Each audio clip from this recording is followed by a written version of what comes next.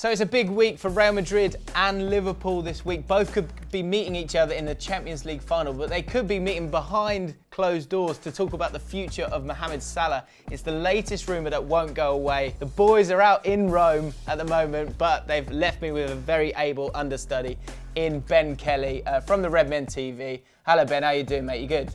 Yeah, not too bad at all. Thank you for having me. You've got to be a little bit worried here with Mo Salah because he's had an incredible season. I know, PFA Player of the Year, Football Writers Player of the Year, so many goals.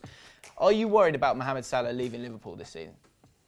Yeah, you've got to be a little bit because obviously there's a clear hierarchy in club football, and I think Barcelona and Real Madrid are at the top of that pyramid where pretty much every player wants to go. And if you've got a player that's performing at the level Mo Salah is and Real Madrid are going to come sniffing around, you've got to be a little bit worried because they tend to get their man. However, I think there are differences in the situation that we have now and the situations that were around in 2013-14 with Luis Suarez. I think, first of all, it was clear that Suarez wanted to go to Barcelona, whereas I'm not really hearing much at the moment that Salah wants to quit Liverpool right now. In fact, I'm hearing that, really that he was a Liverpool fan growing up and stuff, and he's happy at the club. So that's a positive. But also, I think it's clear at the moment that, unlike 2013-14, we're not a one-man team. If you take Salah out at the moment, we've still got players like Mane and Firmino, and when he's fit, Oxlade-Chamberlain midfield, who's going to create goals and score goals for you. So I'm not quite sure that it's as big of a deal. And just also as a third point, we are now beginning to, because of the way Klopp is taking this club and this squad,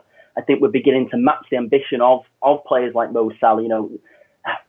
In terms of, like you said, I don't want to get ahead of myself, but there is a good chance that by Thursday morning, the Champions League final will be Liverpool versus Real Madrid. And you go, well, you can't argue much with that. We've got this squad to a Champions League final, and we're beginning now to match the aspirations of players who want to go and play for these sides as well. Yeah, and I think if you're Mo Salah, what do you care about? You care about being the main man at a team. That's what they all want. You want to be playing in front of great crowds and great European nights. It seems to be ticking both of those boxes. You want to be playing in the finals of the biggest tournaments. This year, a huge part of that is down to him. But you're right in saying it's not just down to him. That's a team that has beaten Man City, who were the favourites for the Champions League. And so it ticks all the boxes. The one thing that keeps coming back to me is the fact Suarez, Coutinho, those players who, even say someone who we're going to talk about in a second, Gareth Bale, it gets to a point with some of the English clubs, but if Real Madrid or Barcelona come sniffing around, they normally get their man. And it feels like Real Madrid are gearing up for a massive summer of change. But Liverpool are saying they want 200 million. Is that just to try and stop them from doing it? Or do you really think that Real Madrid will spend that kind of money? Well, I think we're in a very strong position with it in terms of negotiations. I think if you look at the Neymar deal last summer, that sent everything out of proportion, and it's a price tag where if you go, well, just look at what he's achieved in the English Premier League this season. It's ridiculous. Yeah. And I think if you are in a position where you've got 4 years left on his contract and he's had the season he's had, he's in the Ballon d'Or conversation, for God's sake, which feels really good as a fan to have a player in that conversation. But that sort of player, he's up there with Neymar at the moment. And if he's worth £200 million, you've got to go. It's got to be up there. That's the way the market is now. Coutinho goes 142 million. He probably wasn't worth that a year ago. If that transfer had gone through before the Neymar deal, it probably would have been 60, 70 million. Now the value of all the players has gone up because of this Neymar deal, and I genuinely do think that the position that we're in with his contract, Mo Salah, if we want 200 million, we will be able to get somewhere around that figure. Yeah, I think so. Perez at Real Madrid supposedly doesn't want to spend that kind of money. No shit. We're not surprised by that. But it looks like he's still trying to find some way of doing it. So here's the first transfer rumour that seems to be doing the rounds. Dario Gol has stated that there's going to be a swap deal maybe where you've got, because it's the 200 million that Liverpool want and they need to get to that number somehow, because it really does seem like that is the valuation of Mo Salah. Let me know in the comments, people, what do you think? How much is he worth, Mo Salah, right now when he's still got 4 years on his contract? But back to this rumour. But this comes from Don Ballon, and they're suggesting that it'll be more like a straight swap with a tiny bit of money, but Bale and Navas.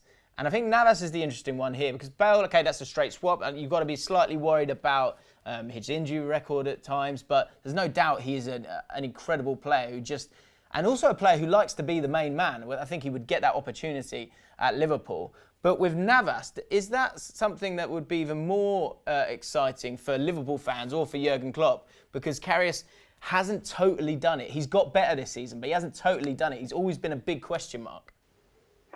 Yes and no. Look, he is an experienced goalkeeper. He's played clearly at the highest level. He's won trophies. But for me, he's 31 years old. We've got Karius, who is still developing. He's still only very young for a goalkeeper. I think he's 23, 24. And I just think that, for me, there are better goalkeepers out there. We've been linked with Alisson, we've been linked with Oblak. I would rather go and spend big money on a goalkeeper that I know is quality rather than somebody who, for me, look, on the biggest stage this season, from what I've seen of Navas, he does have a mistake in it. For me, it looks like a sideways step because Karius has made some great saves in the back end of this season. A lot of neutral fans will think that Karius is a bit dodgy, but particularly since he's come in and he's been the solid number one, he's been a lot more convincing. He's made some good saves, and I just think Navas for me isn't the one to come in and replace him. As far as Bale goes, I think that the major concern for me is the injury record. Liverpool next season and for the seasons that we've still got Klopp, we're going to be closing that gap now towards Man City. And to do that, you need to have players that you can rely on. You need to have players that you can get 30, 35 games out of over the course of the season and can give you good, consistent form. Mohammed Salah is one of those players. I don't think Gareth Bale is one of those players, and I think that will put Jurgen Klopp off that particular deal.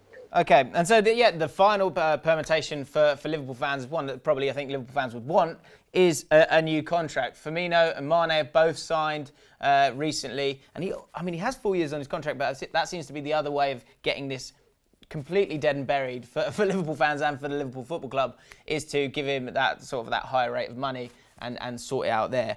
Final question for you then, mate. How do you think this one's going to end? You've seen those players leave in the past. Do you think Salah will be playing for Liverpool come the start of next season? Yes, I do. I think there are a couple of ways to look at it. I think that the most interesting way is that in terms of the owners, they've already sold Coutinho this year, and I think it would be just suicide really to sell both Salah and Coutinho in the space of a calendar year. The fans aren't going to like it at all.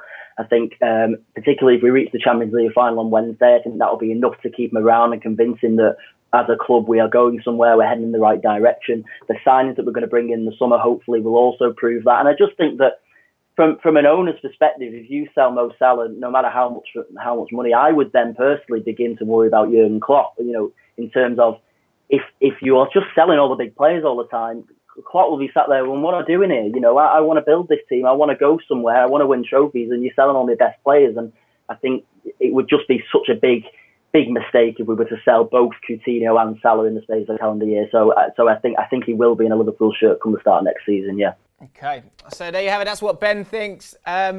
Check out the Redmen TV. There's going to be a lot going on in the next couple of days or next couple of weeks maybe for Liverpool Football Club, so you don't want to miss out on that. Let me know your thoughts on Mohammed Salah. Look, it's been an incredible season for him this year, but when those big clubs, and Real Madrid and Barcelona, those are as big as it gets, when they come calling, will your player stay? Let me know in the comments below. If you enjoyed this video, click like. Don't miss our reaction from the Roma game tomorrow. I think I'm going to have Paul or Chris on a Skype reacting from Rome, so you don't want to miss that. So make sure you hit subscribe to Ball Street, and we'll see you soon.